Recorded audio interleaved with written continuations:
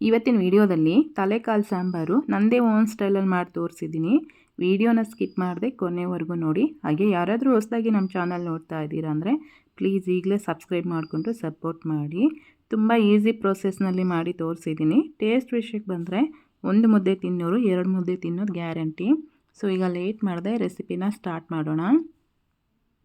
First ನಾವು ಇದಕ್ಕೆ ಬೇಕಾಗಿರೋಂಥ ಮಸಾಲಾನ prepare ಮಾಡ್ಕೊಳ್ಳೋಣ. ಒಂದು ಮಿಕ್ಸರ್ ಜಾರ್ಗೆ 1-2 ಇಂಚಿನಷ್ಟು ಶುಂಠಿ, ಹಾಗೆಯೇ ಸಿಪ್ಪೆ ಬಿಡಿಸಿಟ್ಕೊಂಡಿರೋಂಥ ಬೆಳ್ಳುಳ್ಳಿ, ಒಂದು ಮೀಡಿಯಮ್ ಸೈಜ್ ಈರುಳ್ಳಿ, ಹಾಗೆಯೇ ಸ್ವಲ್ಪ ಕೊತ್ತಂಬರಿ ಸೊಪ್ಪನ್ನು ಹಾಕಿ ಇದನ್ನು ಪೇಸ್ಟ್ ಮಾಡಿಟ್ಕೊಂಡು ಇವಾಗ ಒಂದು ಕುಕ್ಕರ್ಗೆ ಸ್ವಲ್ಪ ಎಣ್ಣೆ ಹಾಕಿ ಎಣ್ಣೆ ಚೆನ್ನಾಗಿ ಬಿಸಿ ಆದಮೇಲೆ ರುಬ್ಬಿಟ್ಕೊಂಡಿರೋಂಥ ಪೇಸ್ಟ್ ಹಾಕಿ ಇದರಲ್ಲಿ ಇರ್ತಕ್ಕಂಥ ಹಸಿ ವಾಸನೆ ಎಲ್ಲ ಹೋಗೋವರೆಗೂ 1-2-3 ನಿಮಿಷ ಚೆನ್ನಾಗಿ ಫ್ರೈ ಮಾಡ್ಕೋಬೇಕು.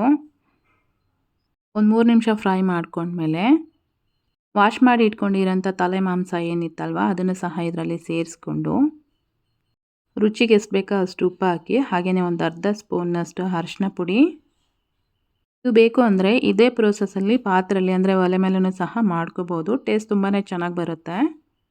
ನಮಗಂತೂ ಒಲೆ ಮೇಲೆ ಮಾಡೋಂಥ ಅವಕಾಶ ಸದ್ಯಕ್ಕಿಲ್ಲ, ಹಾಗಾಗಿ ಈ ಥರ ಸ್ಟವ್ ಮೇಲೆ ಕುಕ್ಕರಲ್ಲಿ ಹಾಕಿ ಮಾಡ್ತಾಯಿದ್ದೀವಿ.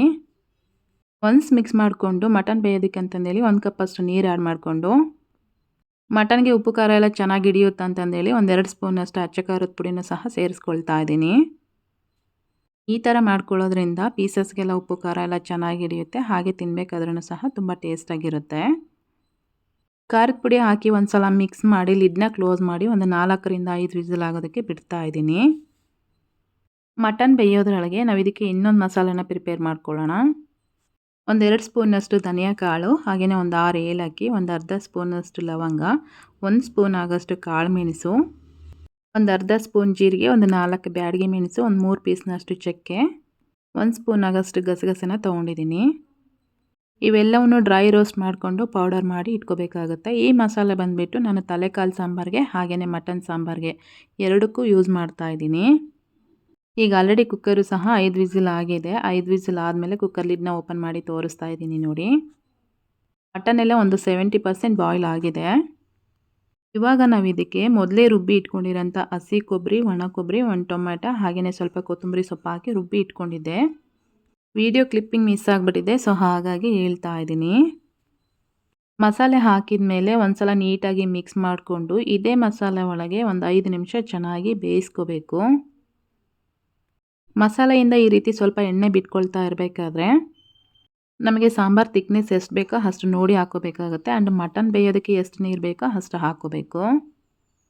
ನಾನಿಲ್ಲಿ ಒಂದು 3-4 ಗ್ಲಾಸ್ ಆಗೋಷ್ಟು ನೀರನ್ನು ಸೇರಿಸ್ಕೊಳ್ತಾ ಇದ್ದೀನಿ. ಮಟನ್ ಸಾಂಬಾರು ಆಗಿರ್ಬೋದು, ತಲೆಕಾಲು ಸಾಂಬಾರು ಆಗಿರ್ಬೋದು, ತುಂಬ ತಿಕ್ಕಾಗಿ ಇರಬಾರ್ದು ಆ್ಯಂಡ್ ತುಂಬ ತೆಳುವಾಗಿ ಇರಬಾರ್ದು, ಮೀಡಿಯಮ್ ಆಗಿದ್ದರೆ ತುಂಬ ಚೆನ್ನಾಗಿರುತ್ತೆ.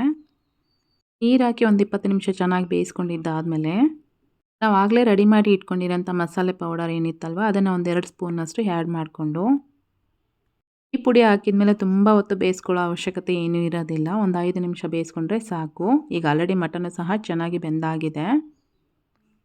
ಒಂದು 5 ನಿಮಿಷ ಬೇಯಿಸ್ಕೊಂಡಿದ್ದಾದಮೇಲೆ ತೋರಿಸ್ತಾ ಇದ್ದೀನಿ ನೋಡಿ. ತಲೆಕಾಲು ಸಾಂಬಾರು ಅನ್ನೋದು ಈ ರೀತಿಯಾಗಿ ರೆಡಿಯಾಗಿದೆ.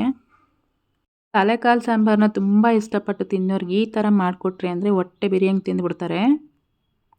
ನೀವು ಮಿಸ್ ಮಾಡದೆ ಒಂದು ಸಲ ಟ್ರೈ ಮಾಡಿ. ಟ್ರೈ ಮಾಡಿದ ಮೇಲೆ ಟೇಸ್ಟ್ ಹೆಂಗಾಗಿತ್ತು ಅಂತಂದೇಳಿ ಕಮೆಂಟ್ ಮಾಡೋದನ್ನು ಮರಿಬೇಡಿ.